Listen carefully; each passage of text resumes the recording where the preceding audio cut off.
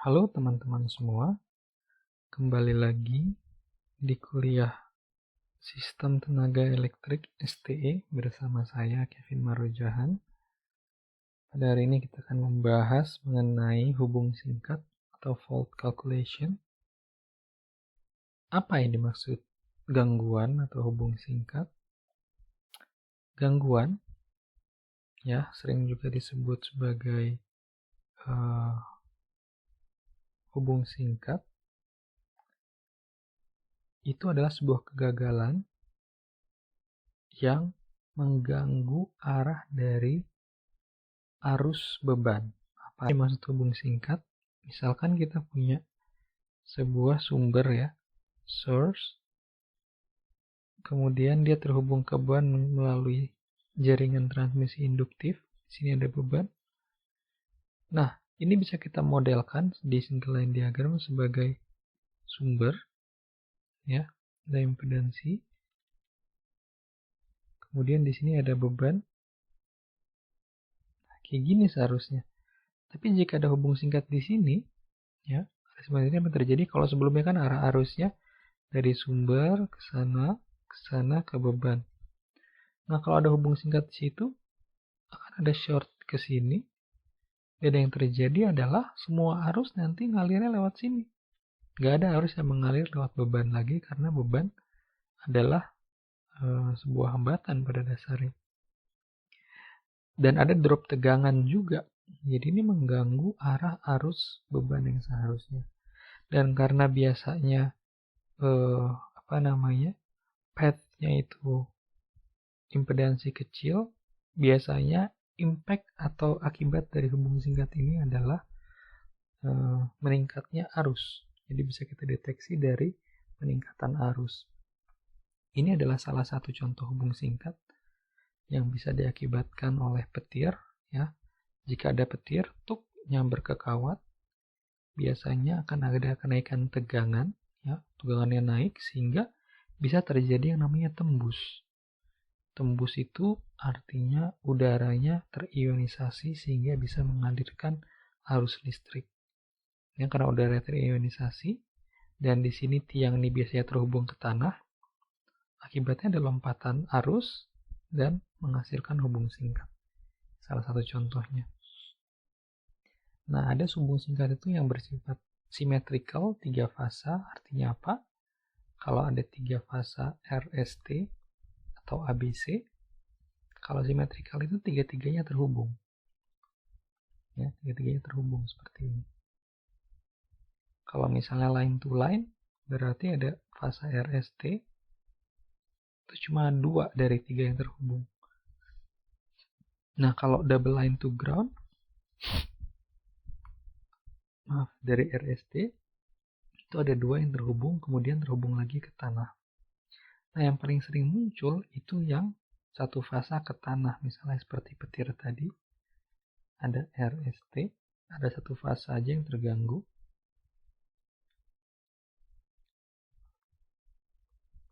Ada satu fasa yang terganggu, satu fasa ini menjadi terhubung dengan tanah, sementara fasa S dan T-nya dia tetap sehat.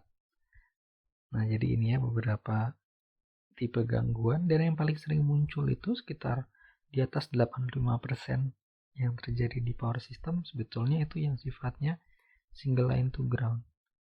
Tapi untuk materi kuliah ini kita akan pelajari hubung singkat symmetrical, artinya jika fasanya ini tiga-tiganya ketemu, ya. Jadi 3 fasa RST itu terhubung. Itu hubung singkat yang kita pelajari sekarang. Kenapa penting hubung singkat? Karena kalau misalnya terjadi hubung singkat seperti pada keadaan tadi, ya, misalnya di sini kita punya berapa busbar lah, sini beban, kemudian terjadi hubung singkat, maka akan ada arus yang naik. Dan arus yang naik ini bisa merusak peralatan. Katakanlah kalau di sini kita ada trafo, di sini juga ada kabel gitu ya. Trafo ini akan dialiri arus yang besar, generator juga akan mengalirkan arus yang besar, di busbar ini juga akan mengalir arus yang besar sehingga harus diisolasi. gangguannya. Biasanya memutus gangguan dengan sesuatu yang namanya circuit breaker. Nah, circuit breaker ini punya rating. Artinya kalau misalnya gangguannya 40 kA, tapi circuit breaker hanya mampu memutus arus 20 kA, ya circuit breakernya nggak bisa, rusak dia. Dan akhirnya kita sistemnya juga dapat mengalami gangguan yang berbahaya. Ya, trafo bisa rusak, busbar bisa rusak.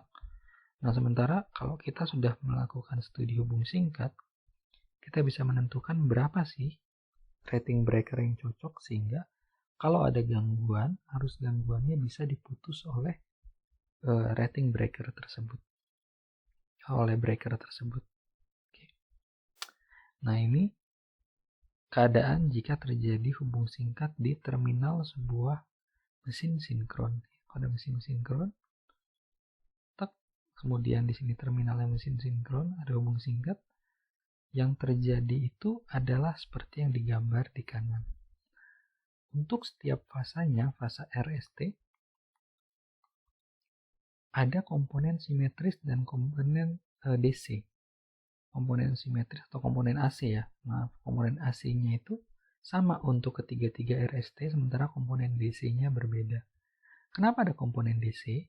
Karena kita tidak boleh lupa bahwa jaringan kita itu bersifat induktif, dan mesin sinkron ini pun dimodelkan sebagai EA yang terhubung ke terminal melalui sesuatu yang induktif. Sesuatu yang induktif dia tidak mau berubah secara tiba-tiba nilainya, jangan lupa. Maka itu selalu ada komponen DC. Komponen DC ini menyatakan, dan komponen DC ini akan sangat dipengaruhi oleh besarnya arus sesaat saat muncul gangguan tersebut. Ya, jadi karena komponen DC ini ya bisa dibilang ya arus yang terjadi pada fasa R, S, dan T itu DC-nya berbeda, sementara komponen AC-nya sama. Dan DC ini nantinya akan teredam, akan hilang.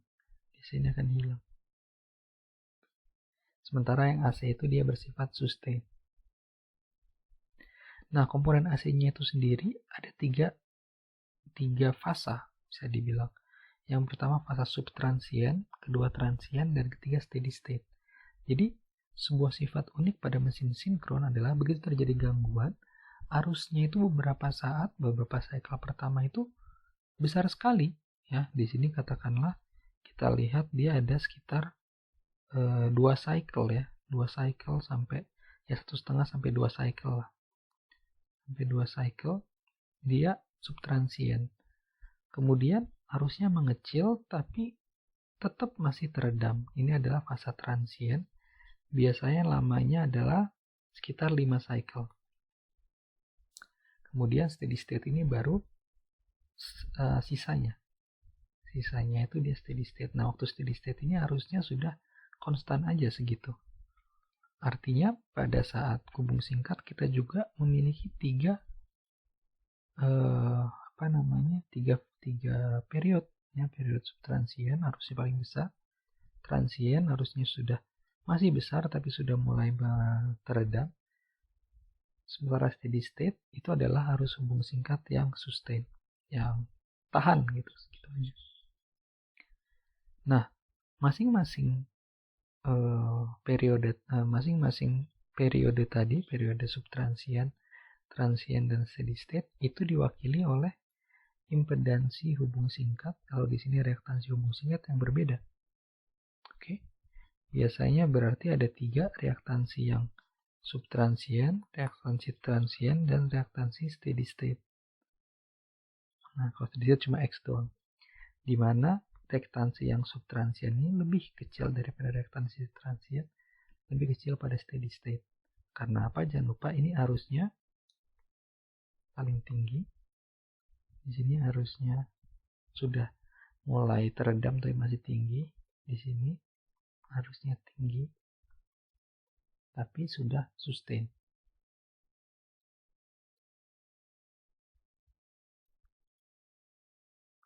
Oke. Nah, untuk mesin sinkron, baik generator dan motor sinkron, itu sifatnya sama seperti tadi. Ada fase transient, subtransient, steady state, dan bisa sustain, memberikan hubung singkat. Sementara untuk mesin induksi, dia biasanya hanya memberikan hubung singkat pada durasi yang pendek atau pada durasi yang subtransient saja. Nah, ini contoh ya menghitung arus hubung singkat. Mungkin teman-teman bisa melihat di sini steady state impedansnya lebih besar pada transient, lebih besar pada subtransient. Ya. Kemudian kita bisa menghitung di sini komponen DC, komponen AC dengan rumus-rumus sederhana. Bisa teman-teman hitung arus di sini, arus hubung singkat subtransient, transient steady state berapa. Dari perhitungan transient, subtransient, dan steady state itu bentukan arusnya, komponen-komponen juga bisa dihitung dengan rumus seperti yang ditampilkan di mana tadi, di sini ya. Dengan rumus ini pun kita bisa menceritakan pergeserannya mulai dari fase subtransient, transient, sampai dia menuju ke steady state ya. Jadi ini yang subtransient, transient, steady state. Kemudian ini adalah konstanta waktu yang akan kita peroleh atau yang diberikan biasanya. Dan ini adalah murni arus steady state. Nah, kalau dilihat di sini I total 1,5 I double accent itu biasanya untuk sebagai asumsi ya, karena jangan lupa waktu awal itu kan ada arus DC dan arus AC. Ya, untuk pendekatan biasanya kita katakan untuk mempertimbangkan arus DC, arus subtransient awal itu kita kalikan 1,5. Jadi ini asumsinya adalah total current AC dan DC saat awal asal muasal awal fault.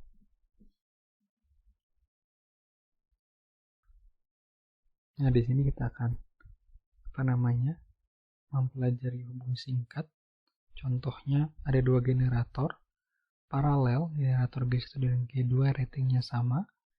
Dia terhubung ke sebuah trafo. Mereka berdua terhubung ke sebuah trafo yang ratingnya diketahui. Kemudian terjadi gangguan pada sisi high voltage-nya.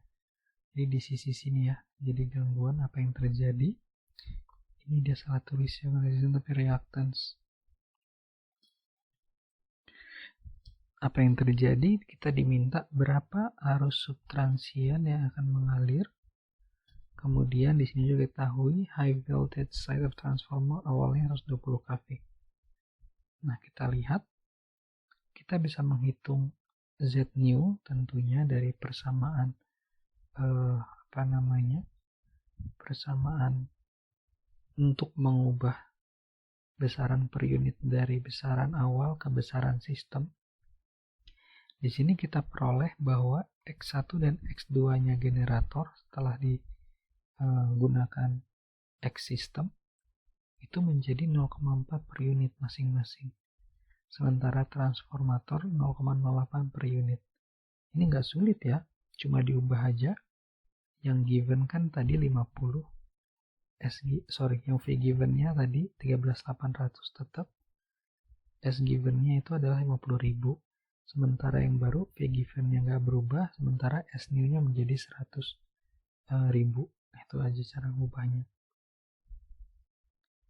Kemudian untuk tegangan, karena tadi diberitahukan tegangan di sisi high voltage 120 kV, maka tegangan per unitnya 1,044 PU dan bukan 1 per unit. Dan kalau kita buat singgalan diagramnya, berarti ada dua generator yang paralel ya, terhubung ke busbar. Ini adalah busbar generator.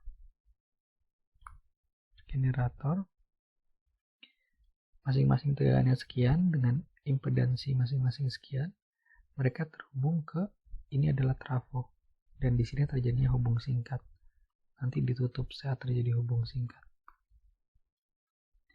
Nah, ini nggak terlalu sulit sebetulnya. Ini bisa kita gambar seperti ini juga karena tegangannya sama, dan ini bisa diparalelkan satu sama lain ya.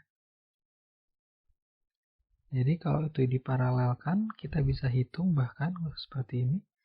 Ada 1,044 terhubung dengan J 0,2.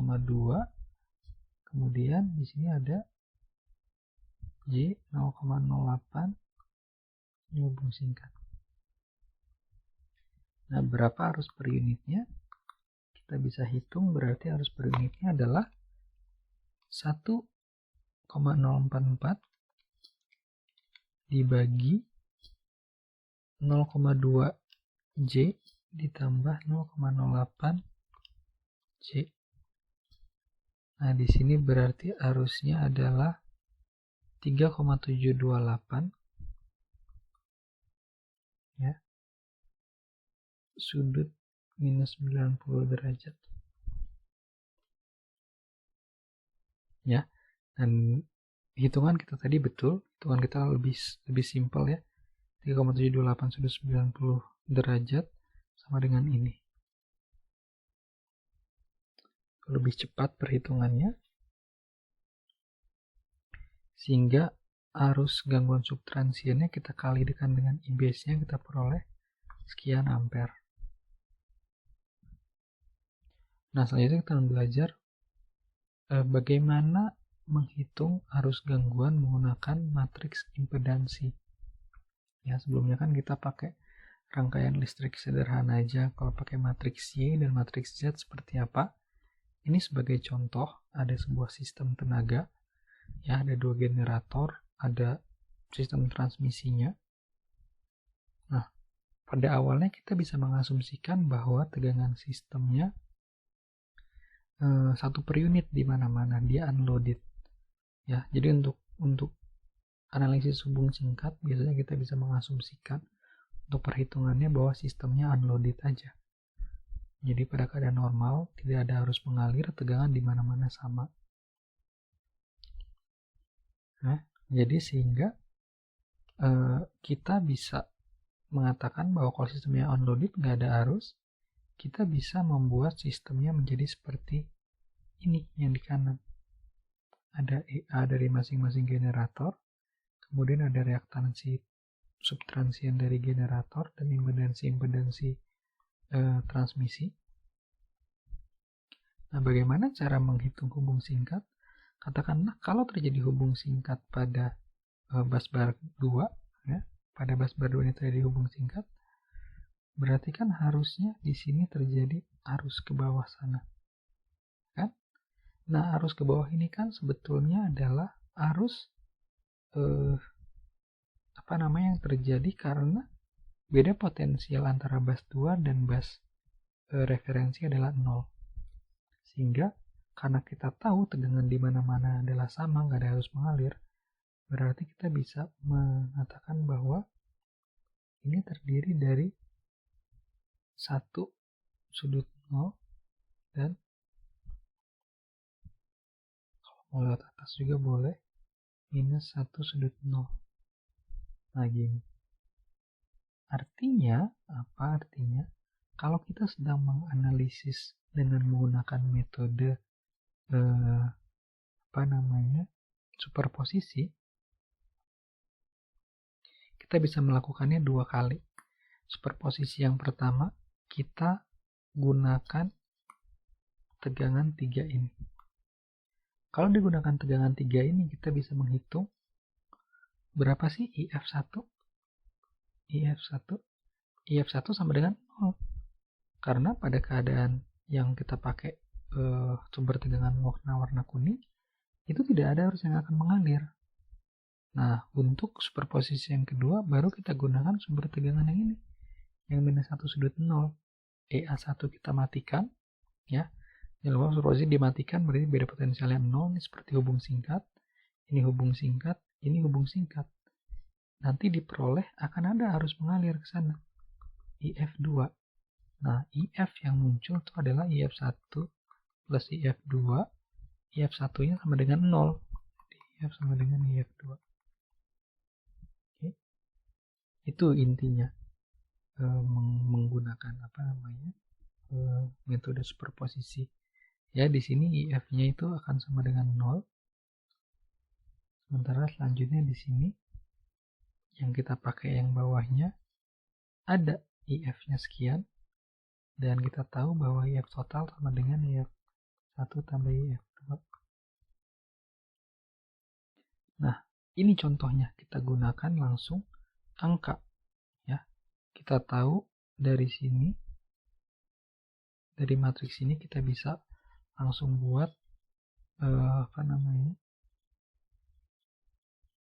angka-angkanya, dimana sebelumnya di sini kan impedansi J X, padahal kita mau buat matriks Y. Jadi bisa kita cari admitansinya, misalnya ini J0,4, admitansinya berarti seper J0,4, berapa nilainya? Nilainya adalah minus J2,5. Nah, itu yang berubah menjadi minus J2,5, jadi udah dalam bentuk Y semua admitansi. Nah, kita bisa membuat YBAS. YBAS nggak sulit, buatnya nggak sulit. Misalnya YBAS-nya bas 1 ya. Bas 1 berarti ada di baris 1.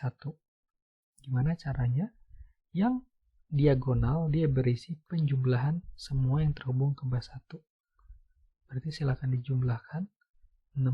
Minus 6,67J tambah minus 5 tambah minus 4,5. Inilah penjumlahannya. Oke. Sementara untuk kolom 2, bas 1, 2 itu besar impedansinya adalah, besar admitansinya adalah minus J5,0. Nah, isinya matriks yang non-diagonal adalah negatif dari admitansi antara dua bas. Jadi untuk kolom 2, negatif dari negatif J5,0 itu J5,0. Bas 1 ke bas 3 nggak ada yang langsung, jadi 0. Bas 1 ke bas 4 ada J6,667. Yang lainnya juga sama. Jadi membentuk matriks Y nggak terlalu sulit. Kemudian kita tahu persamaan bahwa I sama dengan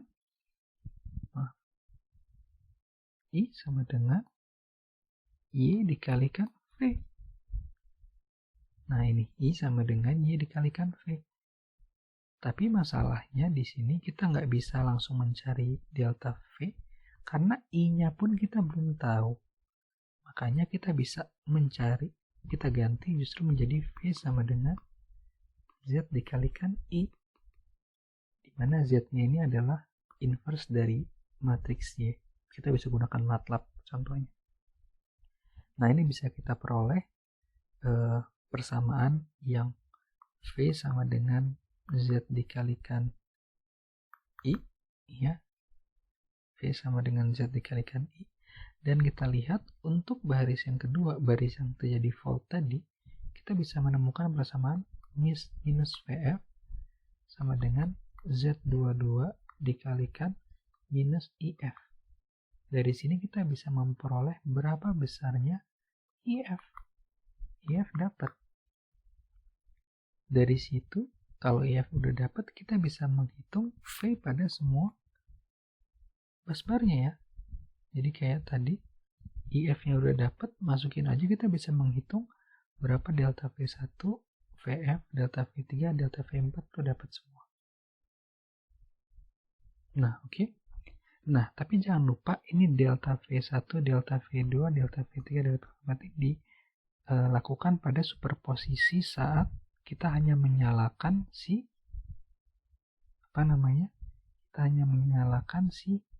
minus VF ini aja. Padahal pada superposisi pertama, saat ininya justru dimatikan, yang lainnya nyala, yang ini nyala, ini tegangan-tegangan ini nilainya 1 per unit semua. Jadi kalau kita mau mencari tegangan saat hubung singkat, berarti kan V saat normal itu V saat fault dari superposisi pertama tambah yang kedua. Makanya di sini timbul persamaan pada saat superposisi yang pertama dia kan 1. Dan di sini pun sebetulnya ada 1. Bisa dibilang yang sedang mengalami gangguan, dia 1. Tapi begitu saat gangguan, saat gangguan kita lihat dia punya tegangan. Tegangan waktu saat gangguan adalah minus VF atau minus 1. Makanya di sini muncul 1 minus 1, makanya dia nilainya 0. Yang lain normal ya, 1 dikurang, ini hasil dari superposisi 2. Jadi kita bisa menghitung besarnya arus gangguan dan besarnya tegangan pada saat gangguan di setiap bus. Nah, ini langkah-langkahnya silakan dibaca, dan ini contohnya. Kita punya angkanya, kita bisa menghitung berapa arus gangguannya. Ini minus VF, ini minus 1. Seperti tadi kita bisa membuat Y-bus, nggak sulit. Kita bisa memperoleh Z-bus dari inverse Y-bus. Kemudian dengan tegangan gangguan sekian, kita bisa menghitung berapa arus gangguannya. Ternyata arus gangguannya 4,75 sudut minus 90. Dari arus gangguan itu kita bisa menghitung berapa drop-drop tegangan akibat adanya gangguan tersebut. Dan di sini kelihatan bahwa pada bus yang mengalami gangguan, tegangannya 0. Pada bus-bus lain, walaupun dia tidak mengalami gangguan, itu terjadi drop tegangan yang besar sekali. Karena kita tahu ada arus yang mengalir besar dan terjadi drop tegangan yang besar. Nah, kita bisa menghitung juga berapa besarnya arus yang mengalir pada sistem transmisi dengan menggunakan persamaan sederhana. I sama dengan delta V dikalikan Y.